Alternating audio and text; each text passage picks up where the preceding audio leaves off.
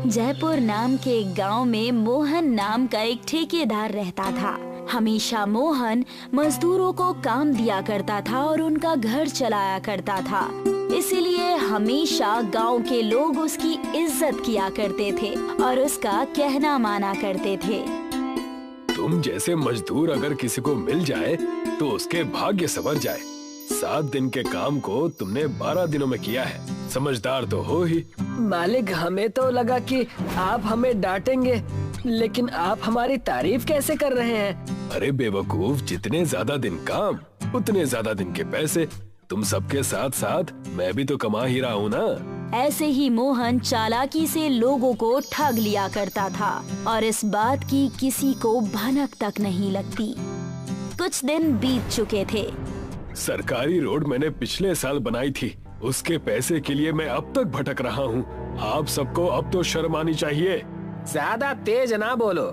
ये सोचो कि हम तुम्हें पैसे देने के लिए तैयार तो हैं, वरना दूसरों को तो हम अंदर भी नहीं ले रहे। अपने आप को खुशकिस्मत समझो। मालिक, आज कुछ हुआ? आप हमारे पैसे कब तक देंगे? रानी, मैं आज भी खाली हाथ ही आ रहा हूँ। उन्होंने अब जवाब देना ही बंद कर दिया है। हमारे पैसे कहीं डूब न जाए। हे भगवान, मैं अपने परिवार को कैसे पालूंगी? ये सब कुछ आपके छल और कपट की वजह से हो रहा है। अगर आपने सबके साथ अच्छे से काम किया होता तो आज ये नौबत नहीं आती। हाँ हाँ, बड़ी आई मालिक को कहने वाली। जब तक पैसे मिल रहे थे तब तक मालिक से अच्छा कोई नहीं था, और अब पीछे भाग रही हो। नहीं गोपाल, तुम्हें किसी से कुछ कहने की कोई जरूरत नहीं है। तुम बस मेरे साथ चलो। लेकिन मालिक, मैंने कह दिया ना, बस चलो मेरे साथ। मोहन अपने मजदूर गोपाल को लेकर अपने घर चला गया और उससे कहने लगा, जब मैं छोटा था मेरे पिताजी ने मेरे लिए बस एक ये रोड रोलर छोड़ा था ताकि मैं इसका कभी उपयोग कर सकूं। अगर मैंने मेरे मजदूरों को पैसे नहीं दिए तो मुझे उनका बहुत बड़ा श्राप लगेगा। तो आप अब क्या सोच रहे हैं? क्या करना चाहते हैं आप? मेरे पास और 2 रोड रोलर हैं, वो भी बड़े बड़े। उससे जो भी पैसे आएंगे कम से कम इसे बेचकर मैं अपने मजदूरों के पेट तो भर पाऊंगा। मोहन और गोपाल उस छोटे से रोड रोलर को लेकर अपने गांव के सरपंच, जो कि जमींदार भी थे, उनके पास बेचने के लिए गया और कहने लगा, मेरा सर आज तक कभी झुका नहीं है सरपंच साहब। मैं चाहता हूँ कि ये छोटा सा रोड रोलर लेकर आप मुझे कुछ पैसे दे देते, जिससे मैं अपने मजदूरों का पेट भर पाता। देखो मोहन, मेरे बाद गांव में किसी की इज्जत और सम्मान है तो वो तुम हो। मैं क्यों नहीं तुम्हारी तकलीफ समझूंगा, लेकिन मेरी एक शर्त है। कैसी शर्त है साहब? मैं कुछ समझा नहीं। देखो, मैं कोई भी चीज लेने के बाद दोबारा नहीं देता, और तो और तुम्हें ले जाना होगा तो 2 गुनी कीमत देनी होगी। बोलो, मंजूर है? जी, मैं अपने मजदूरों के लिए कुछ भी कर सकता हूँ, मुझे ये मंजूर है। मोहन सरपंच से पैसे लेकर वहाँ से चला गया और जाकर अपने मजदूरों के लिए खूब सारा खाना राशन लेकर आया। मालिक, ये क्या? आप मेरी बातों का बुरा मान गए? मैं ये कुछ पैसे और राशन लाया हूँ, ये है तुम्हारा मेहनताना। इन पैसों से तुम सब अपना घर चलाना और अपनी देखभाल अच्छे से करना। मालिक, हमारे पास कोई घर ठिकाना नहीं है। गांव है तो कोसों दूर, हम क्या करें? सही कहा गोपाल भाई ने। क्यों ना हम यहीं पर एक छोटा मोटा कारोबार शुरू कर दें, कुछ बेचने का काम कर ले। जब नया ठेका आएगा तब देखा जाएगा। तुमने पहली बार कुछ अच्छी बात की है। मैं तुम्हें सोच विचार करके कल बताऊंगा कि आखिर हमें करना क्या है। मोहन वहाँ से अपने घर चला गया और जाकर सोचने लगा। वहीं उसकी नजर उसके घर के आंगन में पड़ी, जहाँ से एक रोशनी आ रही थी। ये इतनी रात का रोशनी कैसी? कौन है वहाँ पर? कौन है? जैसे ही मोहन उस जगह पर पहुँचा तो वहाँ जाकर उसने देखा कि सरपंच को दिया हुआ मिनी रोड रोलर वापस उसी के घर में आ गया है, जिसे देखकर वो चौंक गया और वो उस रोड रोलर के पास पहुँचा। ये यहाँ कैसे? सरपंच जी इतने दयालु नहीं है कि रोड रोलर यहाँ छोड़कर जाए। जरूर कोई ना कोई बात है। कई दिन हो गए इसे चलाए हुए, मैं इसे चला कर देखता हूँ। जैसे ही रोड रोलर को मोहन ने छुआ तो उस रोड रोलर में से एक चमकता हुआ संदेश पत्र निकला, जिसे देखकर पहले तो मोहन डर गया, लेकिन बाद में वो उस पत्र को पढ़ने लगा।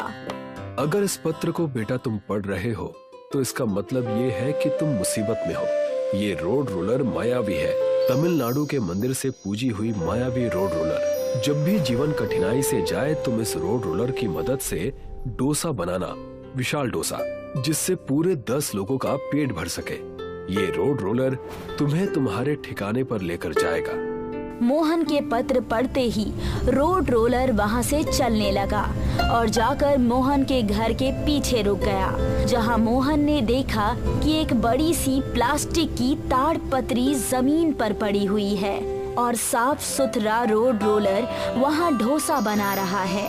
मोहन अपने साथियों को बुलाकर उस जगह पर ले गया। मालिक, ये क्या, आखिर ये क्या माजरा है? रोड रोलर, डोसा, ये सब क्या हो रहा है? अब से हम सबको किसी के भी यहाँ ठोकर खाने की जरूरत नहीं है। अब से हम यहीं पर रोड रोलर का डोसा बनाएंगे। क्या सच? इस चीज में मुझसे आगे कोई नहीं जा पाएगा, आप देख लीजिएगा। तो सबसे पहले हमें डोसा का आटा लेना है, उसके बाद उसे इस बड़े से ताड़पत्री में डाल देना है। उसके बाद उसके ऊपर मसाला डालकर ये मिनी रोड रोलर उस आटे के ऊपर अपने आप चल जाएगा और डोसा तैयार। और क्या था, सबने ऐसा ही किया। ताड़पत्री में आटा डाला। ताड़पत्री में आटा डालते ही रोड रोलर उस पर चलने लगा। एक बार में 10 लोगों का खाना तैयार हो जाता था। देखते ही देखते मोहन ने एक बड़ी सी दुकान खोल ली और कई सारे लोग उसके रोड रोलर डोसा को खाने के लिए आया करते थे, जिसे देखकर गांव का सरपंच तिलमिला उठा। पापी, चोर, दुष्ट, तुम अपनी जबान पर नहीं रह सके। तुम मेरे घर आकर अपना रोड रोलर चुरा कर ले गए। मैंने तुम्हें कहा था जब भी ले जाओगे तुम्हें 2 गुना लगान देना होगा, लेकिन तुमने मेरी बात फिर भी नहीं सुनी। ये लीजिए आपके 2 गुना ज्यादा रुपए जो मैंने आपसे लिए थे, और ये लीजिए रोड रोलर का डोसा जो रोड रोलर ने बनाया है। अरे वाह, तुमने तो मुझे चकित कर दिया। हमेशा ऐसे ही खुश रहो, फूलो फलो। और इसी तरह मोहन ने अपने मजदूरों के साथ मिलकर रोड रोलर डोसा की दुकान भी खोल दी। सब अपने मन के हिसाब से रहने लगे और खाने लगे। सबकी जिंदगी मोहन के रोड रोलर डोसा की वजह से बहुत अच्छी हो गई और सभी मोहन का आभार मानने लगे और अपना जीवन अच्छे से बिताने लगे। अम्मा नाम की एक मशहूर डोसे वाली थी। अम्मा की दुकान गांव के बीचों बीच थी। सुबह की पहली किरण के साथ अम्मा अपनी दुकान खोल दिया करती थी और ग्राहकों का वहाँ हमेशा तांता लगा रहता था। अम्मा, आपका डोसे का तो जवाब ही नहीं अम्मा। ना जाने कैसे इतना स्वादिष्ट डोसा बना लेती हैं आप। अपने ग्राहकों से अपने डोसे की तारीफ सुनकर नागम्मा बहुत ही खुश हो जाया करती थीं। अम्मा के ज्यादातर ग्राहक सुबह सुबह नाश्ते में डोसा खाना पसंद करते थे। अरे अम्मा जी, एक स्पेशल मैसूर मसाला डोसा। बैठो बैठो, अभी देती है। अम्मा अपने सभी ग्राहकों को अच्छे से बिठाया करती थी और उनके साथ बातें भी किया करती थी। समय बीता और समय के साथ अम्मा की दुकान भी बड़ी होने लगी। अब अम्मा ने अपनी सहायता के लिए 2 और औरतों को भी काम पर रख लिया था। अब अम्मा गल्ले पर बैठकर पैसे लिया करती थीं और ग्राहकों से बातें किया करती थीं। अम्मा के सहायकों में एक वीणा थी। वीणा की नजर हमेशा अम्मा के पैसों पर थी। यहाँ हम दोनों हमेशा काम करते रहते हैं और वहाँ अम्मा को देखो, सिर्फ पैसे बटोरती रहती है। और हमें क्या मिलता है? हमें अपनी तनख्वाह मिलती है। उसमें भला कुछ होता है क्या? वहाँ देख, अम्मा के पास कितने सारे पैसे हैं। वो उनकी कमाई है। आखिर सालों से उन्होंने इतनी मेहनत की है, तब जाकर ये दुकान इतनी बड़ी हुई है। वही तो मैं तुझे बोल रही हूँ, हमें भी अपनी दुकान डालकर मेहनत करनी चाहिए। ना रे बाबा ना, ये सब मुझसे नहीं होगा, मेरे लिए तो ये तनख्वाह ही काफी है। वीणा ने बहुत समझाने की कोशिश की, लेकिन लक्ष्मी ने उसकी बात ना मानी। वीणा कई दिनों तक अपनी दुकान डालने की सोचती रही और आखिर एक दिन वीणा ने अपने डोसे की दुकान खोल ही ली। अम्मा का डोसा 10 रुपए था तो वीणा ने 8 रुपए में डोसा बेचना शुरू किया। धीरे धीरे सारे ग्राहकों की भीड़ वीणा के डोसे की दुकान की ओर बढ़ने लगी। ये देख वीणा बहुत खुश थी, लेकिन जल्द ही उसमें घमंड आ गया। अम्मा बहुत ही निर्मल थीं और वो अपने ग्राहकों से बहुत ही नम्रता से बात करती थी, लेकिन वीणा अब उसका घमंड बढ़ गया था। दीदी एक मसाला डोसा दे दो। हाँ हाँ दे रही हूँ, लेकिन 10 मिनट इंतजार करना पड़ेगा। ठीक है दीदी। वो अक्सर ग्राहकों को बेफिजूल इंतजार करवाती थी। ये लो तुम्हारा मसाला डोसा। दीदी मुझे वो हरी चटनी दे दो। अरे डाली है ना हरी चटनी, कितना वो डालूं? वीणा अक्सर ग्राहकों से छोटी बड़ी बात पर बहस करने लग जाती। कुछ समय बाद वीणा का घमंड इतना बढ़ा कि उसने सोचा कि वो चाहे कुछ भी कर ले, तब भी ग्राहक उसी के पास आएंगे। क्योंकि मेरा दाम कम है, इसीलिए सारे ग्राहक मेरी ही दुकान पर आएंगे। रोज रोज सुबह 6 बजे दुकान खोलकर मैं थक गई हूँ। एक काम करती हूँ, कल से 7:30 बजे खोलूंगी। अगर ग्राहकों को इंतजार करना पड़े तो मुझे क्या, मेरी तो नींद अच्छे से पूरी होगी। और अगली सुबह रोज की तरह अम्मा की दुकान खुल गई, लेकिन वीणा की दुकान बंद थी। ये देख सारे ग्राहक अम्मा की दुकान पर चले गए। ग्राहकों का तांता देखकर अम्मा ने युक्ति लगाई और अपने डोसे का दाम भी 8 रुपया कर दिया। 7:30 बजे वीणा ने अपनी दुकान खोली, लेकिन अब जब ग्राहक वहाँ पहुँचे तो दोनों दुकानों पर एक ही दाम देखकर अरे वाह, अम्मा ने भी दाम घटा दिया। बड़े दिन हो गए अम्मा का डोसा खाए हुए। और फिर पूरा दिन ग्राहकों का तांता अम्मा की दुकान में ही था और यहाँ वीणा की दुकान में इक्का दुक्का ग्राहक आ रहे थे। वीणा मन ही मन जल रही थी और इस वजह से वो ग्राहकों पर चिल्ला बैठी, नहीं चाहिए तुम्हारा डोसा, तुम ही खाओ। सारे ग्राहक अम्मा की दुकान पर चले गए। आज अम्मा बहुत खुश थी क्योंकि एक बार फिर उनका व्यापार अच्छे से चल रहा था, लेकिन वीणा जलन के मारे अम्मा को कोस रही थी। बच्चों, इस कहानी में अम्मा ने कुछ भी नहीं किया, लेकिन वीणा के घमंड ने उसका अच्छा खासा व्यापार खराब कर दिया। अगर वो पहले ही लोगों से अच्छे से बर्ताव करती और घमंड ना करती, तो आज उसका भी व्यापार अच्छा चल रहा होता। इसीलिए कहते हैं कि घमंड इंसान को ले डूबता है। आनंदपुर गांव में नदी के बीचों बीच एक बहुत ही प्रसिद्ध मंदिर था। इस मंदिर के बाहर वेंकट का एक छोटा सा स्टॉल था। इस स्टॉल में वो इडली, वड़ा और डोसा बेचा करता था।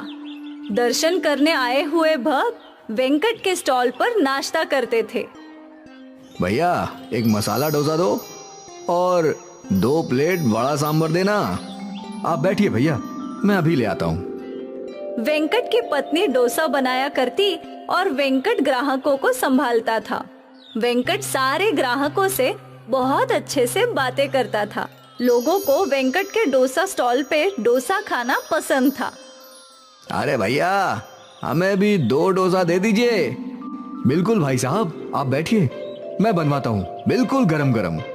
वेंकट और पूजा मिलकर एक साथ काम करते थे, इसलिए उनकी आमदनी भी अच्छी थी। दोनों अपने व्यापार से बहुत खुश थे। बेटा आओ आओ बाबा, आप बैठिए, मैं आपके लिए कुछ लाता हूँ। वेंकट रोज इस बूढ़े भिखारी को खाना खिलाता था, पर ये बात उसकी पत्नी पूजा को बिल्कुल पसंद नहीं थी। क्या जरूरत थी इस भिखारी को आदत लगाने की? ये रोज चला आता है मुफ्त का खाने के लिए। पूजा क्या फर्क पड़ जाएगा, अगर हम किसी जरूरतमंद की मदद करते हैं तो। अरे पर आप अगर इसे मुफ्त में खाना ना दो तो क्या ये मर जाएगा? ये कुछ ना कुछ और कर ही लेगा ना। भगवान का दिया बहुत कुछ है हमारे पास। मुझे नहीं लगता है कि हमें किसी की मदद के लिए झिझकना चाहिए। जय हो दयावान, आप यूं ही लुटाते रहो। ऐसा ही चलता रहा तो यहाँ भिखारियों की लाइन लग जाएगी, लाइन। मुझसे जितना बन पड़ेगा उतना करूँगा, बाकी भगवान मालिक है। वेंकट ने उस बूढ़े भिखारी के लिए कुछ वड़े, इडली और चटनी भरी और उसे दे दी। भगवान तुम्हारा भला करे। बूढ़ा भिखारी खाने लगा। तभी वहाँ मंदिर का पंडित आया। पंडित दिखने में गोल मटोल था, छोटा कद और मोटी तोंड। जय माता दी। जय माता जी पंडित जी, आइए आइए ना, बैठिए। पूजा ने पंडित के लिए टेबल साफ किया और पंडित बैठ गया। क्या खाएंगे आप पंडित जी? 2 प्लेट वड़ा, 2 प्लेट इडली, 2 डोसा। आज के लिए बस इतना ही। अभी लाती हूँ। पूजा पंडित की सेवा में जुट गई। तभी वेंकट उसके पास गया। मैं इस बाबा को मुफ्त खिलाता हूँ, वो तो गरीब है। ये पंडित तो बहुत अमीर है, तो इसे मुफ्त खिलाती है। ब्राह्मणों के बारे में ऐसा नहीं बोलते। शास्त्रों में लिखा है ब्राह्मणों को खिलाने से पुण्य मिलता है। और जब से मैंने इस पंडित को खिलाना शुरू किया है, देखो हमारा धंधा बढ़ गया है। जैसी जिसकी सोच, तुम इस ब्राह्मण की सेवा करो। मैं जा रहा हूँ भगवान जी के दर्शन करने। ठीक है, जाओ। वेंकट मंदिर में पहुंचा और उसने भगवान जी के सामने हाथ जोड़ा। हे प्रभु, हमेशा मेरे साथ रहना और सबका भला करना। मेरी पत्नी सोचती है कि भरे हुए पेटों को भरकर वो पुण्य कमाएगी। मैं जानता हूँ ये गलत है प्रभु, पर अपनी कृपा उस पर भी बनाए रखना। वेंकट अपने साथ सभी का भला चाहता था। वो एक बहुत अच्छा इंसान था। अपनी पत्नी से चुप चुप कर वो गरीब लोगों को मुफ्त में खाना खिलाया करता था। भगवान तेरा भला करे। वेंकट को जरूरतमंदों की मदद करने से बहुत खुशी मिलती थी, इसलिए वो छुपते छुपाते अच्छे काम करता ही रहता था। वही उसकी पत्नी पूजा मतलबी थी। वो सोचती थी कि भगवान उनका ही भला करे और इसी वजह से वो ब्राह्मणों की सेवा किया करती थी। खैर, ये सिलसिला चलता रहा। वेंकट और पूजा का डोसा स्टॉल भी ठीक ही चल रहा था। वेंकट गरीबों की मदद करता और पूजा ब्राह्मणों की सेवा करती। रोज सुबह 5 बजे की पहली नाव पकड़कर वेंकट और पूजा मंदिर पहुंचते थे और फिर वहां अपना व्यापार लगाया करते थे और सुबह से ही उनके ठेले पर ग्राहक आ जाते थे। फिर बरसात का मौसम आया। वेंकट और पूजा रोज की तरह नाव में सवार थे। आज लगता है तेज बरसात होगी। मतलब ग्राहक कम होंगे। वो तो है, पर जितने भी लोग हैं उनको भूखा थोड़ी रख सकते हैं। ठीक है, लेकिन जब मंदिर खाली हो जाएगा हम घर लौट आएंगे। ठीक है। वेंकट और पूजा नदी पार करके मंदिर के पास पहुँचे और रोज की तरह उन दोनों ने अपना ठेला लगाना शुरू किया। बरसात तेज हो रही थी। मुझे नहीं लगता आज कुछ खास ग्राहक आएंगे। देखते हैं। बस तभी 2-3 लोग उनके ठेले पे आए। आइए आइए भैया, बैठिए। हमें 3 प्लेट इडली और 2 प्लेट वड़ा दे दो। जी, अभी लाया। पूजा ने इडली वड़े तैयार किए और वेंकट ने ग्राहकों को दे दिए। ग्राहकों ने खाना शुरू किया। उन सबका खाकर खत्म हो गया, पर फिर भी बरसात नहीं रुकी। लगता नहीं है आज ये बरसात रुकेगी। हाँ, बरसात के कारण मंदिर में श्रद्धालु भी कम हैं। उस आदमी ने वेंकट को पैसे दे दिए। हम लोग कुछ देर यहीं इंतजार करेंगे, बरसात रुकते ही चले जाएंगे। जी चलेगा। वो लोग काफी देर तक इंतजार करते रहे, पर बरसात नहीं थमी। फिर वो लोग भीगकर नदी तक पहुँचे। नदी का विकराल रूप देखकर वो हैरान थे। नदी में एक भी नाव नहीं थी और नदी के पानी का स्तर बढ़ता ही जा रहा था। वो लोग दौड़ते हुए वेंकट के पास आए और उसे ये सब बताया। ये बाढ़ हम सबको डुबा देगी, हम में से कोई नहीं बचेगा। तभी उनके सामने वो बूढ़ा भिखारी आया। बचाने वाला वो है तो भला कोई क्या मारेगा। यहाँ हम सबकी जान पर बनाई है और ये भिखारी हंस रहा है। हमें कुछ तो करना होगा। हे भगवान, हम सबको सुरक्षित किनारे पहुंचा दो। हे भगवान, कृपा करो। वेंकट भगवान जी से प्रार्थना करने लगा। तभी उस बूढ़े भिखारी ने सामने रखी एक डोसे की प्लेट उठा ली। हम सब इतने बड़े खतरे में हैं और तुझे खाने की पड़ी है। मेरे पीछे आओ। भिखारी के साथ सभी लोग नदी के पास पहुँचे। भिखारी ने उस डोसे की प्लेट को जमीन पर रख दिया और अपनी आंखें बंद कर ली और जादू से उस डोसे का आकार बढ़ने लगा। डोसे का आकार इतना बड़ा हो गया कि मानो बड़ी नाव हो। वहाँ खड़े सभी लोग हैरान थे। ये जादुई विशाल डोसा नाव नदी को बड़ी आसानी से पार करा लेगी। तुम सब इसमें बैठ जाओ। सभी लोग नाव में बैठ गए सिवाय उस भिखारी के। आप भी आइए। नहीं बेटा, मुझे बचाने वाला वो है, तुम सब जाओ। भिखारी के इशारा करते ही विशाल डोसा नाव नदी में तैरने लगी। पानी की बड़ी बड़ी लहरों का उस नाव पर कोई असर नहीं था। अंदर बैठे सभी लोग सुरक्षित थे। वो सभी लोग दूसरी ओर पहुंच गए। सभी ने भगवान जी का शुक्रिया किया और उनके उतरते ही विशाल डोसा नाव पानी में डूब गई। आज वेंकट के साथ सभी लोगों ने एक करिश्मा देखा था, विशाल डोसा बोट का करिश्मा। शायद वेंकट की अच्छाई ही थी कि उसे जादुई विशाल डोसा बोट बचाने आई थी। रामू अन्ना कर्नाटक से मुंबई शहर में नौकरी की तलाश में आते हैं, पर पढ़ा लिखा न होने की वजह से उनको कोई भी नौकरी नहीं मिलती है और वो बहुत परेशान हो जाते हैं। खामखा इतने बड़े शहर में आ गए हम लोग, वहीं पर कुछ काम धंधा ढूंढ लेते। दर बदर भटकने से ही हमें कुछ हासिल होगा, ये हमेशा याद रखना।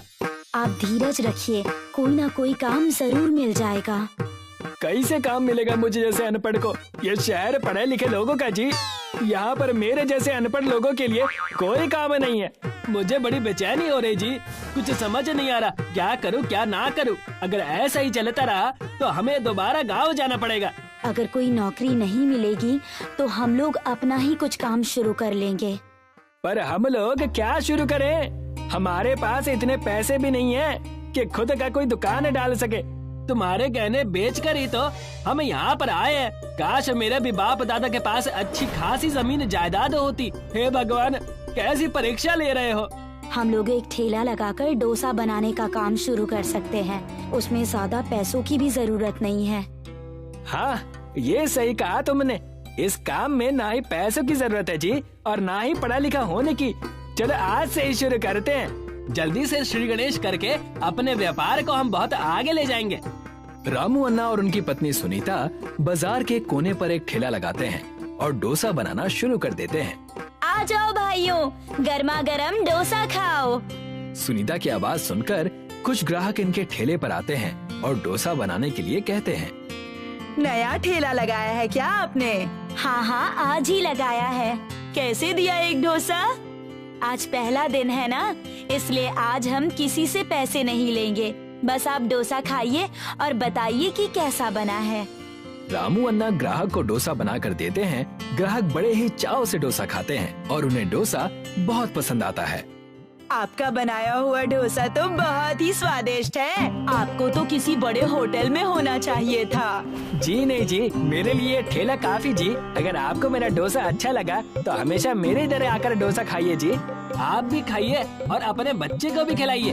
हमारे दुकान का डोसा जो एक बार खा लेता है ना जी, वो हमेशा ही मुस्कुराता जी।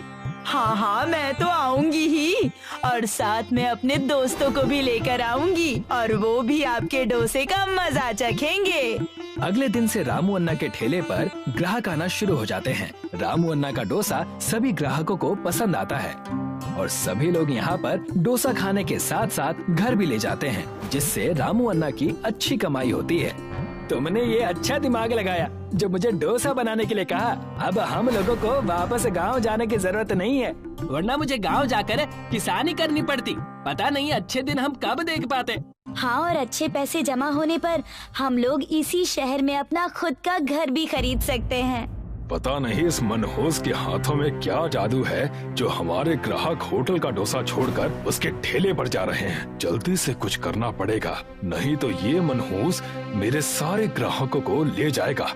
होटल मालिक रामू अन्ना के ठेले को बंद करवाने की तरकीब सोचने लगता है। दूसरी तरफ रामू अन्ना के ठेले पर इतनी भीड़ लग जाती है कि रामू अन्ना का डोसा बनाने का सारा सामान खत्म हो जाता है। मुझे माफ कर दो भाइयों, अब आज मैं आपको डोसा नहीं खिला सकता। मेरा सारा सामान खत्म हो चुका जी, पर मैं कल से बहुत सारा सामान लेकर आएगा ताकि रात तक भी सामान खत्म ना हो। और आज जो भी अकेला जा रहा है जी, कल उसे सांबर और चटनी ज्यादा दूंगा। मेरा मतलब जी कि जो भी खाली हाथ जा रहा है उसे। रामू अन्ना उस दिन के कमाए हुए पैसे लेकर अपनी पत्नी के साथ घर जाने लगते हैं। अब कल से और मेहनत करना होगा, नहीं तो ग्राहक भी नाराज हो जाएंगे। बेचारे डोसा खाने के लिए आए थे और मेरे पास सामान ही नहीं था। अगर रोज रोज ग्राहक खाली हाथ चले जाएंगे तो हमारे पास कुछ भी नहीं बचेगा। अगले दिन रामू अन्ना बहुत सारा सामान लेकर आते हैं और डोसा बनाने लगते हैं। उनकी अच्छी बिक्री होता देखकर बाकी के दुकानदार उनके दुकान के सामने कूड़ा फेंकते हैं और उनके ठेले को भी नुकसान पहुंचाते हैं। पर रामू अन्ना सब ठीक कर लेते हैं। पर तभी बारिश शुरू होती है और रामू अन्ना का चूल्हा बुझ जाता है। इस बारिश ने तो परेशान ही कर दिया। 2 बार चूल्हा जला चुका हूँ, पर दोनों बार बुझ गया जी। कोई अपशगुन तो नहीं? रामू अन्ना बहुत कोशिश करते हैं, पर फिर भी बारिश में चूल्हा नहीं जलता। वो उदास हो जाते हैं और ठेला बंद करके घर वापस आ जाते हैं। ये देखकर बाकी दुकान वाले बहुत खुश हो जाते हैं। लगता अब हमारा ठेला बंद होने वाला। इतने बारिश में तो कोयला पूरा भीग गया जी। हर बार जला रहा हूँ, हर बार कुछ न कुछ हो रहा है। अगर ठेले पर डोसा नहीं बन रहा है तो कोई बात नहीं, हम घर से डोसा बनाकर जाएंगे। अगले दिन से रामू अन्ना घर से डोसा बनाकर ले जाते हैं, पर वो रास्ते में जाते जाते ठंडे हो जाते हैं और बारिश में भीग जाने से गीले भी हो जाते हैं। इसलिए ग्राहकों को डोसा पसंद नहीं आता और सभी ग्राहक बिना डोसा खाए चले जाते हैं। ये डोसा है या पानी पूरी? पूरा पानी में भीगा हुआ है, हम ऐसा डोसा नहीं खाएंगे। इस तरह से ग्राहकों को जाता देख रामू अन्ना बहुत उदास हो जाते हैं। तभी बारिश ज्यादा होने से समंदर में पानी बढ़ जाता है और कुछ मछलियाँ और कछुए बहकर बाहर आ जाते हैं, जिसमें से एक बड़ा कछुआ पलट जाता है और सीधा होने की बहुत कोशिश करता है। रामू अन्ना बाढ़ में डूबने की परवाह किए बिना पानी में उतरते हैं और उस कछुए को सीधा करते हैं। तुम बहुत परेशान दिख रहे हो, मैं तुम्हारी परेशानी दूर कर सकता हूँ। क्या आप इस बारिश को होने से रोक सकता जी? नहीं, मैं बारिश को होने से नहीं रोक सकता, पर मैं तुम्हें एक ऐसा पाउडर दे सकता हूँ जिससे तुम डोसे की छतरी बनाकर अपनी परेशानी दूर कर सकते हो। पर डोसा छतरी तो बारिश में भीगकर खराब हो जाएगी। तुम हमारे साथ मजाक तो नहीं कर रहे ना? कछुआ अपने कवच से एक थैली पाउडर निकालकर रामू अन्ना को देता है। ये लो, ये समुद्री देवता का दिया हुआ जादुई पाउडर है। जिस तरह से मेरा कवच इस पाउडर से कठोर हो जाता है, तुम्हारा डोसा वैसे ही कठोर और स्वादिष्ट हो जाएगा। रामू अन्ना कछुआ से पाउडर की थैली ले लेते हैं और घर जाकर डोसा बनाते हैं और डोसे के ऊपर वो पाउडर छिड़क देते हैं, जिससे डोसा बहुत कड़क हो जाता है। सुनीता उन डोसों को सिलकर छतरी बनाती है और उन पर लकड़ी का हैंडल लगाती है। अब रामू अन्ना डोसे की छतरी लगाकर ठेले पर जाते हैं। आओ भाइयों आओ, डोसा खाओ और छतरी गिफ्ट में पाओ जी। अरे अन्ना, ये कैसा ऑफर है आपका? जरा मुझे भी तो बताओ। मैं बताती हूँ। देखिए, अगर आप एक डोसा खाएंगे तो आपको एक डोसा छतरी मिलेगी। और आप तो देख ही रहे हो कि बारिश कितनी तेज हो रही है। डोसा खाने के बाद आपको दुकान से अलग छतरी लाने की जरूरत नहीं पड़ेगी। अरे वाह, ये तो बहुत ही अच्छा ऑफर है। डोसा खाओ और बारिश से भी बचो। रामू अन्ना के एक डोसा पर एक डोसा छतरी फ्री के ऑफर के बारे में जानकर बहुत सारे ग्राहक रामू अन्ना के ठेले पर डोसा खाने के लिए आते हैं, जिससे रामू अन्ना के पास जल्दी ही बहुत सारे पैसे इकट्ठा हो जाते हैं। देखा, हमारी इतनी बड़ी प्रॉब्लम चुटकी में सॉल्व हो गई। आज हमारे पास पैसों की कोई कमी नहीं है। हाँ, हमारी प्रॉब्लम तो सुलझ गई, पर इस शहर में बहुत ऐसे गरीब लोग हैं जी जिनके पास छतरी खरीदने को पैसे नहीं। हम उन्हीं की मदद करेंगे। अब से मैं ये तय करता हूँ जी, जहाँ कहीं भी कोई गरीब या भिखारी भूखा रहेगा, मैं उन्हें अपना डोसा मुफ्त में खिलाऊंगा और किसी को बिना छत के सोने नहीं दूंगा। रामू अन्ना और सुनीता बहुत सारी डोसा छतरी बनाते हैं और शहर के गरीब लोगों में बांट देते हैं। जल्दी ही रामू अन्ना पूरे शहर में डोसा छतरी वाले के नाम से फेमस हो जाते हैं। श्याम और रीमा पति पत्नी थे। दोनों अपने बच्चों के साथ मनाली में रहते थे। दिन में श्याम और रीमा मैगी बेचते और शाम होते ही दोनों मोमोज बेचना शुरू कर देते। उनके मोमोज का व्यापार खूब चलने लगा। जो लोग मनाली घूमने जाते वो जरूर उनके यहाँ मोमोज लेने चले जाते और बड़े चाव से खाते। लोगों को श्याम के मोमोज ज्यादा पसंद आते। रीमा की बनाई हुई मैगी कोई नहीं पूछता। इससे श्याम और रीमा में अनबन होने लगी। भाग्यवान, आज क्या बनाया है खाने में? वैसे तुम्हारे हाथ की मैगी खाए कई दिन हो गए हैं। जी ठीक कहते हैं आप, बना लीजिए मेरा मजाक। मैं तो हूँ ही इसी लायक। बाहर के लोगों को मेरी मैगी पसंद नहीं आ रही और ऊपर से आप भी शुरू हो गए।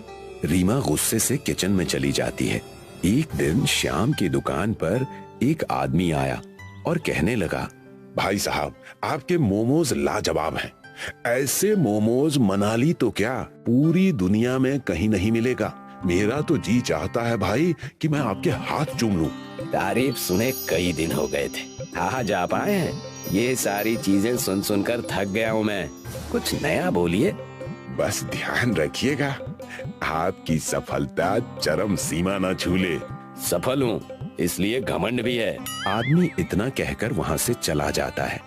श्याम की सफलता को देखकर कई और लोगों ने वहाँ पर मोमोज का ठेला लगा दिया। लगता है हमारे व्यापार को किसी की नजर लग गई है। मैंने आपको कहा था ना, ज्यादा हवाबाजी मत कीजिए। देखिए, हमारा व्यापार देखकर ही कई लोगों ने मोमोज का ठेला खोल लिया है। तुम इसकी चिंता मत करो। लोग व्यापार नहीं, व्यवहार देखकर खरीदारी करते हैं। और वही लोग व्यापार और व्यवहार करके हमसे आगे निकल जाएंगे और हम कुछ नहीं कर पाएंगे। कोई न कोई तरकीब हमें निकालनी होगी, वरना तुम्हारी बातें सच हो जाएंगी। श्याम रीमा की बातों को अनदेखा कर देता है। कुछ ही दिन बाद उनका व्यापार ठप हो जाता है। श्याम इस बात से चिंतित हो जाता है। एक दिन बाजार से श्याम व्यापार के सामान ला रहा था, तब उसका एक्सीडेंट हो गया और उसे चोट लग गई। जख्म गहरे होने के कारण डॉक्टर ने बोला कि श्याम को 3 महीने तक आराम करना है। आपको इनका ज्यादा ख्याल रखना होगा। इनसे कहिए पहले की तरह काम ना करें, आराम करें। श्याम काम ना कर पाने के कारण दुखी हो जाता है और घर की तकलीफ देखकर रीमा से कहता है, ये कैसा समय आ गया है हमारे जीवन में। मैं तुम्हारी मदद नहीं कर सकता। तुम अकेले ये सब कैसे देखोगी। इस वक्त मैं परिवार की मदद ना करने की वजह से सच में बहुत दुखी हूँ। आप घर की चिंता मत कीजिए। मैंने बच्चों को छुट्टी मनाने मायके भेज दिया है। कुछ दिन मैं आपका ख्याल रख के घर चला लूंगी। काश मैं भी तुम्हारी मदद कर पाता। रीमा ने अपना व्यापार फिर से शुरू कर दिया। श्याम की मदद ना मिलने की वजह से वो सिर्फ मैगी ही बनाकर बेच पाती और ठीक ठाक व्यापार हो जाता। एक दिन सुबह रीमा ने अपनी दुकान खोली ही थी कि वहां पर एक गरीब बुढ़ा भीख मांगते हुए रीमा की दुकान पर आ गया।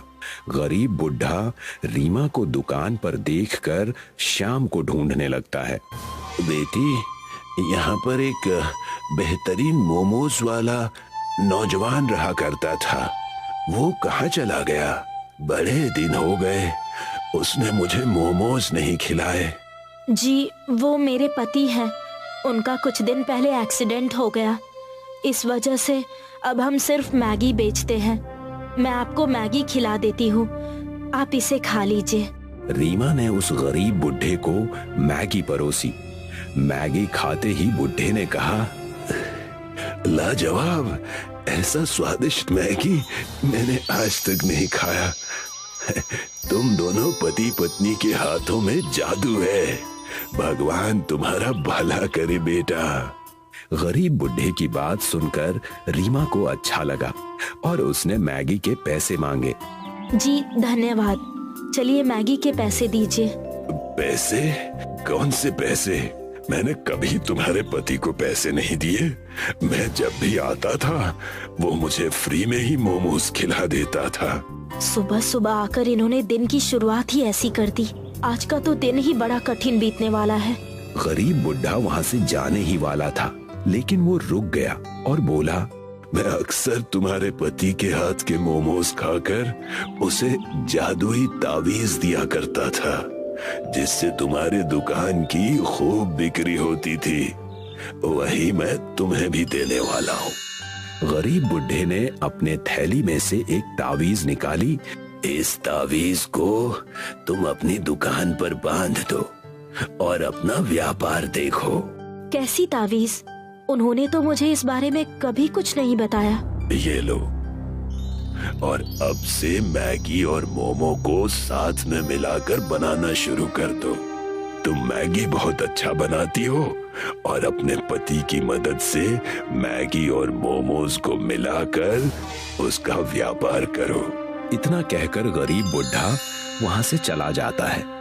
रीमा घर जाकर सारी बातें श्याम से बताती है। श्याम सारी बातें सुनकर कहता है, कई साल पहले एक बार ये गरीब बूढ़े बाबा हमारे दुकान पर आए थे।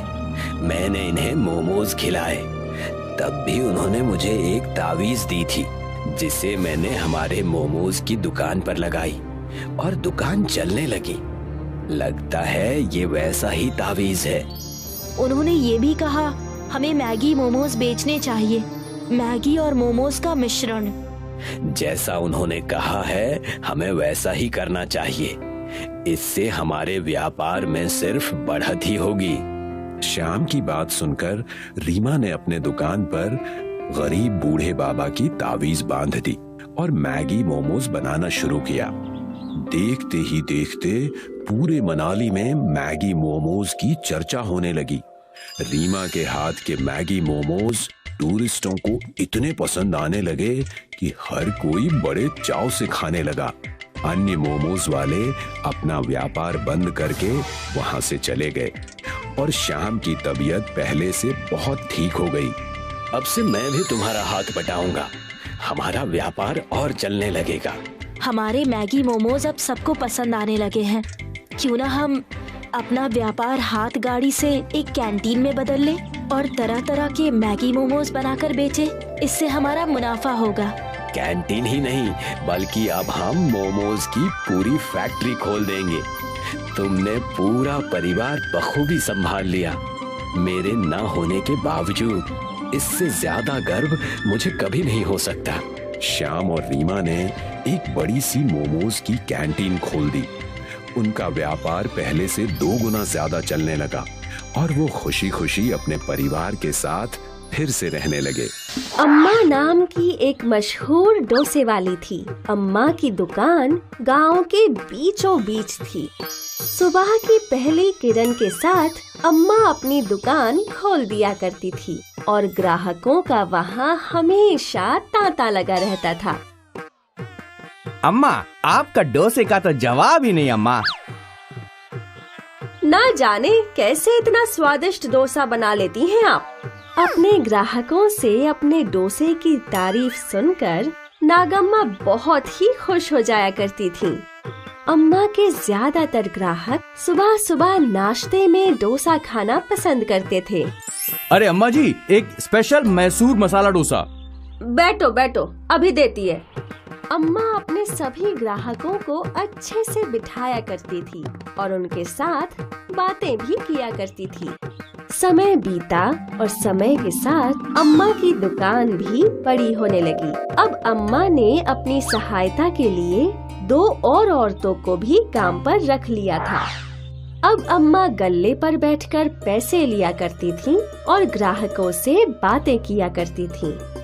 अम्मा के सहायकों में एक वीणा थी। वीणा की नजर हमेशा अम्मा के पैसों पर थी। यहाँ हम दोनों हमेशा काम करते रहते हैं और वहाँ अम्मा को देखो, सिर्फ पैसे बटोरती रहती है। और हमें क्या मिलता है? हमें अपनी तनख्वाह मिलती है, उसमें भला कुछ होता है क्या? वहाँ देख, अम्मा के पास कितने सारे पैसे हैं। वो उनकी कमाई है। आखिर सालों से उन्होंने इतनी मेहनत की है, तब जाकर ये दुकान इतनी बड़ी हुई है। वही तो मैं तुझे बोल रही हूँ, हमें भी अपनी दुकान डालकर मेहनत करनी चाहिए। ना रे बाबा ना, ये सब मुझसे नहीं होगा। मेरे लिए तो ये तनख्वाह ही काफी है। वीना ने बहुत समझाने की कोशिश की, लेकिन लक्ष्मी ने उसकी बात ना मानी। वीना कई दिनों तक अपनी दुकान डालने की सोचती रही और आखिर एक दिन वीना ने अपने डोसे की दुकान खोल ही ली। अम्मा का डोसा 10 रुपए था तो वीना ने 8 रुपए में डोसा बेचना शुरू किया। धीरे धीरे सारे ग्राहकों की भीड़ वीना के डोसे की दुकान की ओर बढ़ने लगी।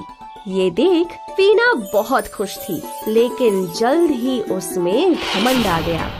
अम्मा बहुत ही निर्मल थीं और वो अपने ग्राहकों से बहुत ही नम्रता से बात करती थी, लेकिन वीना अब उसका घमंड बढ़ गया था। दीदी एक मसाला डोसा दे दो। हाँ हाँ दे रही हूँ, लेकिन 10 मिनट इंतजार करना पड़ेगा। ठीक है दीदी। वो अक्सर ग्राहकों को बेफिजूल इंतजार करवाती थी। ये लो तुम्हारा मसाला डोसा। दीदी मुझे वो हरी चटनी दे दो। अरे डाली है ना हरी चटनी, कितना वो डालूं? वीना अक्सर ग्राहकों से छोटी बड़ी बात पर बहस करने लग जाती। कुछ समय बाद वीना का घमंड इतना बढ़ा कि उसने सोचा कि वो चाहे कुछ भी कर ले, तब भी ग्राहक उसी के पास आएंगे। क्योंकि मेरा दाम कम है, इसीलिए सारे ग्राहक मेरी ही दुकान पर आएंगे। रोज रोज सुबह 6 बजे दुकान खोलकर मैं थक गई हूँ। एक काम करती हूँ, कल से 7:30 बजे खोलूंगी। अगर ग्राहकों को इंतजार करना पड़े तो मुझे क्या, मेरी तो नींद अच्छे से पूरी होगी। और अगली सुबह रोज की तरह अम्मा की दुकान खुल गई, लेकिन वीना की दुकान बंद थी। ये देख सारे ग्राहक अम्मा की दुकान पर चले गए। ग्राहकों का तांता देखकर अम्मा ने युक्ति लगाई और अपने डोसे का दाम भी 8 रुपया कर दिया। 7:30 बजे वीना ने अपनी दुकान खोली, लेकिन अब जब ग्राहक वहां पहुँचे तो दोनों दुकानों पर एक ही दाम देखकर अरे वाह, अम्मा ने भी दाम घटा दिया। बड़े दिन हो गए अम्मा का डोसा खाए हुए। और फिर पूरा दिन ग्राहकों का तांता अम्मा की दुकान में ही था और यहाँ वीना की दुकान में इक्का दुक्का ग्राहक आ रहे थे। वीना मन ही मन जल रही थी और इस वजह से वो ग्राहकों पर चिल्ला बैठी, नहीं चाहिए तुम्हारा डोसा, तुम ही खाओ।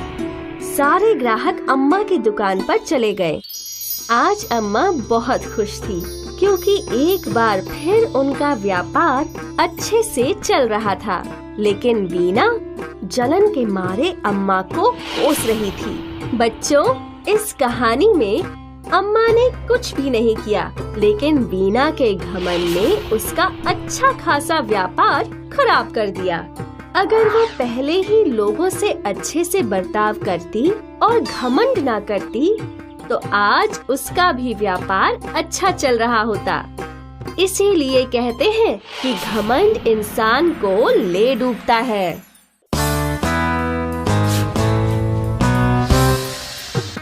दक्षिण भारत के गांव में रमा और उसके पति चिनप्पा रहते थे। दोनों गांव के एक खेत में मजदूरी करके अपना घर चलाया करते थे। रमा और चिनप्पा के एक बेटी और बेटा थे। वो लोग अपने बच्चों को पढ़ा लिखा कर बड़ा बनाना चाहते थे, लेकिन एकाएक चिनप्पा की तबीयत खराब रहने लगी। वो बहुत बीमार हो गया। अब रमा को खेतों में मजदूरी भी करनी पड़ती थी, अपने बच्चों का भी ख्याल रखना पड़ता था और अपने बीमार पति का भी। उसकी परिस्थिति बहुत ही खराब हो चुकी थी। एक दिन चिनप्पा को देखने उसका भाई मोहन आया। भाई, तुम्हारी तबीयत तो बहुत खराब है, तुमने डॉक्टर को दिखाया या नहीं? दिखाया देवर जी, पर फिर भी कोई असर नहीं हो रहा है। मैं मंदिर में तुम्हारे नाम की अर्चना करूंगा, तुम जरूर ठीक हो जाओगे। ठीक है मेरे भाई। भाभी, आप अकेले पे घर संभालने का सारा भार आ गया है ना? हाँ, लेकिन अब घर तो चलाना ही होगा ना। भाभी, मैं एक इडली की दुकान डाल रहा हूँ। क्या आप वहाँ इडली बनाना चाहेंगी, जिससे आपको अधिक पैसे भी मिल जाएंगे? और आपकी आर्थिक परिस्थिति भी सुधर जाएगी। मुझे जो भी मुनाफा होगा वो हम दोनों बांट लेंगे। हाँ ठीक है देवर जी। और अगले दिन से रमा मोहन की दुकान में इडलियां बनाने लगी। गांव के लोगों को रमा की बनाई हुई इडली बहुत पसंद आई। देखते ही देखते रमा की बनाई हुई इडलियां मशहूर हो गईं। दुकान में रोज लोगों की भीड़ लगने लगी। दोनों रमा और मोहन खुश थे क्योंकि दोनों का मुनाफा बढ़ता जा रहा था। कमाए हुए मुनाफे से रमा ने चिनप्पा का अच्छा इलाज करवाया और कुछ ही दिनों में चिनप्पा फिर से चलने फिरने लगा। अब 2 महीने बीत गए और रमा और मोहन की दुकान में ग्राहकों की भीड़ लगी रहती थी। और आज रमा सोचने लगी, ये इतनी सारी भीड़ सिर्फ मेरी इडलियों की वजह से है, तो मेरे मुनाफे पे ज्यादा हक हुआ। मोहन तो सिर्फ सामान लेकर देता है और ग्राहकों को इडलियां बांध के देता है, तो उसे बराबर का मुनाफा बिल्कुल नहीं मिलना चाहिए। शाम के समय जब दोनों मुनाफा बांट रहे थे तो देवर जी, सारी इडलियां मैं ही बनाती हूँ। अगर मेरी इडलियां इतनी स्वादिष्ट ना होती तो आपको इतना मुनाफा नहीं होता। वो तो है भाभी, आपकी इडलियां वाकई में बहुत अच्छी हैं। तो इस वजह से मेरा मुनाफे पे हक ज्यादा होना चाहिए। लेकिन भाभी ये गलत है। मैं भी दिन भर मेहनत करता हूँ तब जाके हम इतना कमाते हैं। मतलब हम दोनों ही बराबर मेहनत करते हैं, इसीलिए मुनाफे पे हम दोनों का बराबर का हक हुआ। नहीं देवर जी, अब आप गलत बोल रहे हैं। अगर ऐसा है तो कल से आप कोई और इडली बनाने वाली को रख लो। रमा मोहन से बहस कर अपने घर निकल गई और अगले दिन से गांव में 2 इडली की दुकानें लगीं। एक रमा की, जहां वो खुद ही इडलियां बना रही थी और बेच रही थी, और एक मोहन की, जहां एक दूसरी औरत इडलियां बना रही थी। रमा की नई दुकान देख सारे गांव वाले उसकी दुकान की ओर चले गए, लेकिन रमा अकेली थी। वो इतने ज्यादा लोगों को अकेले संभाल नहीं पा रही थी। आखिर थक कर सारे गांव वाले मोहन की दुकान पर लौटे, जहां मोहन हमेशा की तरह सभी ग्राहकों को अच्छे से इडलियां देता रहा। ये सिलसिला रोज चलता रहा और देखते ही देखते गांव वाले मोहन की इडली की दुकान में ही इडली लेने जाया करते थे। अब रमा अकेले अपनी दुकान पर खड़े रहकर पछता रही थी। ये मैंने क्या कर दिया? मुझे लगा था इडलियां बनाना ही सब कुछ था, लेकिन नहीं, मोहन का ग्राहकों को संभालना भी बहुत जरूरी था। कम से कम जब मैं मोहन के साथ थी मुझे अच्छे पैसे तो मिलते थे, लेकिन अब मेरी इडलियों को कोई पूछता भी नहीं। रमा को अपनी इडलियों पर घमंड था जो अब टूट चुका था। इसलिए कहते हैं कि घमंड कांच की तरह होता है जो जरूर टूटता है।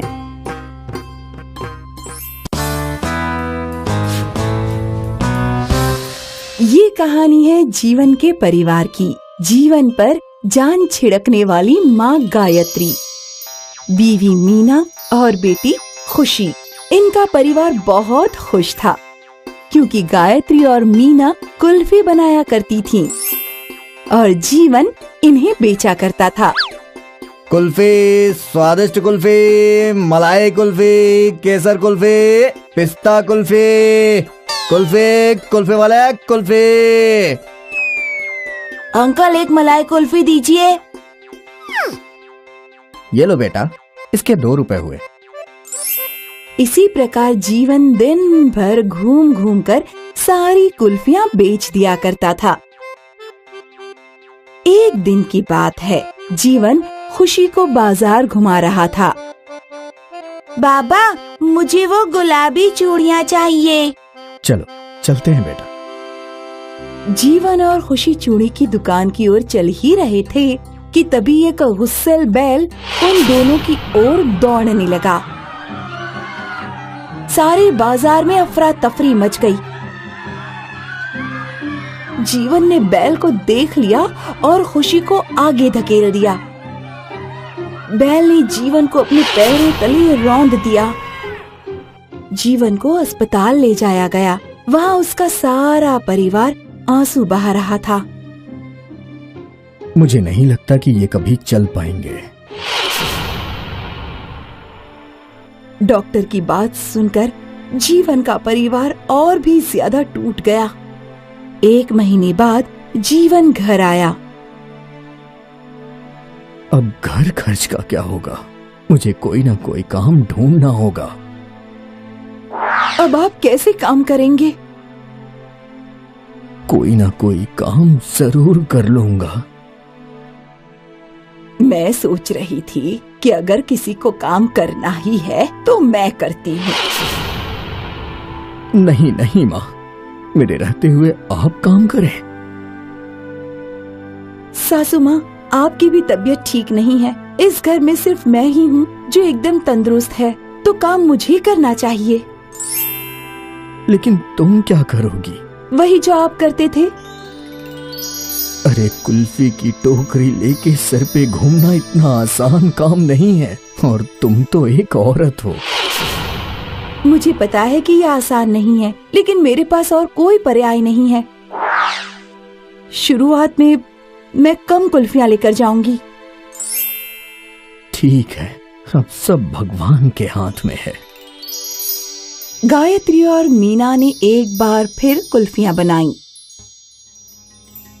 इस बार जीवन ने कुल्फी की टोकरी में हमेशा से आधी कुल्फी भरी।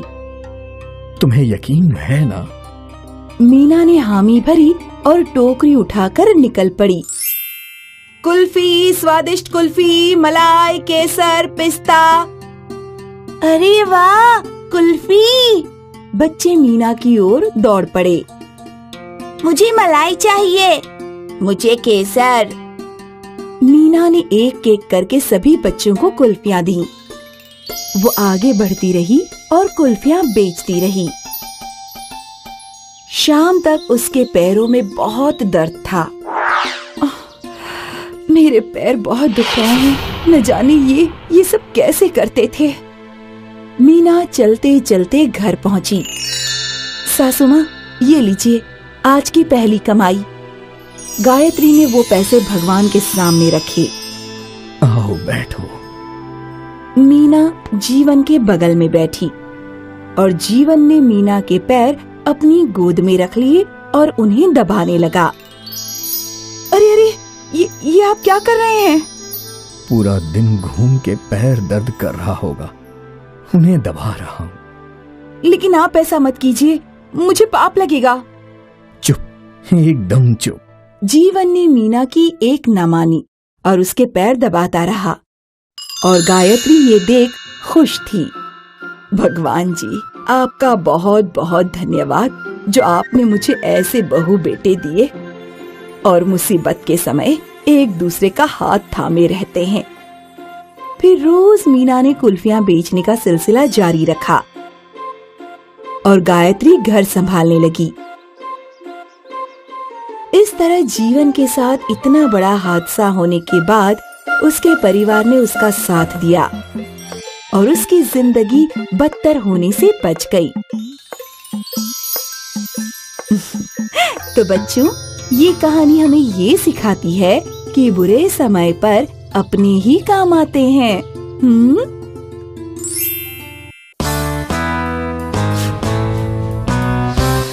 आज से 40 साल पहले बरखा रानी 5 साल की थी।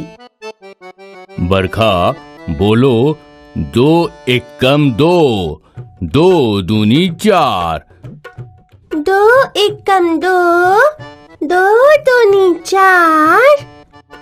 2 तिहाई 6, 2 चौके 8। 2 3 या 6, 2 चौके 8, 2 पंचे 10, 2 छक्के 12, 2 पंजे 10। बस बस काफी है। क्या हमेशा ये पहाड़े लगाए रखे हैं? तुम नहीं समझोगी। बरखा तुम जारी रखो। 2 पंजे 10, 2 छक्के 12। अरे बस बस, बहुत हो गई पढ़ाई लिखाई। और क्या करेगी ये पढ़ाई लिखाई करके? आखिर इससे चूल्हा ही तो संभालना है। तो चल मेरे साथ, रोटी बनाना सिखाती हूँ। लेकिन माँ, मुझे पढ़ना है। नहीं कहा ना? चल। अरे अब छोड़ भी दो इसे। आप तो शांत ही बैठिए। जब ब्याह करके जाएगी तो कोई पहाड़ा नहीं पूछेगा, बल्कि ये पूछेगा कि इसे खाना बनाना आता है या नहीं। बरखा रानी के बाबा कुछ ना कर सके और उसकी माँ ने उसे चूल्हे चौके में झोंक दिया। खाना पकाते पकाते बरखा रानी बड़ी हुई। उसकी शादी हो गई और वो अब भी खाना ही पका रही थी। वो अक्सर ये सोचती कि काश वो भी पढ़ लिख पाती। मेरी माँ ने तो मुझे पढ़ाया नहीं, लेकिन मैं अपने बच्चों को जरूर पढ़ाऊंगी। कुछ सालों बाद बरखा रानी को एक बेटा हुआ। अब बरखा रानी बहुत खुश थी। अब यही मेरे पढ़ने का सपना पूरा करेगा। ये पढ़ लिखकर बड़ा अफसर बनेगा। बरखा रानी ने अपने बेटे के लिए कई किताबें लाईं। वो अक्सर उसे पढ़ाने बैठा करती थी, लेकिन उसके बेटे विनोद को तो पढ़ाई में कोई दिलचस्पी थी ही नहीं। उसका सारा ध्यान सिर्फ खेल कूद में ही रहता था। समय के साथ विनोद बड़ा हुआ और वो 20 बरस का हो चुका था और उसे खेती बाड़ी करने का शौक था। बरखा रानी का सपना सपना ही रह गया। लेकिन कुछ दिनों बाद बरखा रानी विनोद की शादी के लिए लड़की देखने गई। उस लड़की का नाम नंदिनी था और वो सुंदर, सुशील और पढ़ी लिखी थी। बेटा, तुम पढ़ी लिखी हो, आगे क्या करना चाहती हो जीवन में? मैं और पढ़कर कलेक्टर बनना चाहती हूँ। बस यही बात बरखा रानी को भा गई। विनोद और नंदिनी की शादी करवाकर बरखा रानी उसे अपने घर ले गई। एक बार फिर बरखा रानी के सपनों ने उड़ान भरना शुरू कर दिया। बेटा, तुम अच्छे से पढ़ाई करो, सारे घर का काम मैं संभाल लूंगी, लेकिन तुम अपनी पढ़ाई पर ध्यान दो। अपनी सास के समर्थन के साथ नंदिनी ने अपनी पढ़ाई जारी रखी। वो अक्सर किताबें लेकर बैठा करती थी और बरखा रानी सारे घर का काम संभाला करती थी। एक दिन बरखा रानी के घर उसकी जेठानी आई। बहू, अरे ओ बहू। प्रणाम बड़ी सासू माँ। जीती रहो। बरखा रानी और उसकी जेठानी आपस में बातें करने लगे। बहू, एक काम करो, हमारे लिए ठंडी लस्सी बना दो, बहुत गर्मी लग रही है। अभी लाई। तुम रुको बहू, मैं लाती हूँ। और वैसे भी भाभी ने कई सालों से मेरे हाथ की लस्सी नहीं पी है। बरखा रानी लस्सी बनाने रसोई में चली गई और नंदिनी वापस अपनी किताबें लेकर बैठ गई। ये सब देख बरखा रानी की जेठानी चौंक गई। बरखा रानी लस्सी के 2 ग्लास लेकर लौटी। ये लीजिए भाभी। ये अच्छा नहीं है। क्यों? लस्सी में कोई गड़बड़? मैं लस्सी की नहीं, तुम्हारी बहू की बात कर रही हूँ। वो यहाँ मजे से आराम कर रही है और तुम सारा काम कर रही हो। एक बार इसे ऐसी आदत लग गई तो समझ जाओ ये तुम्हारी कभी सेवा नहीं करेगी। नहीं भाभी, ऐसा कुछ नहीं होगा।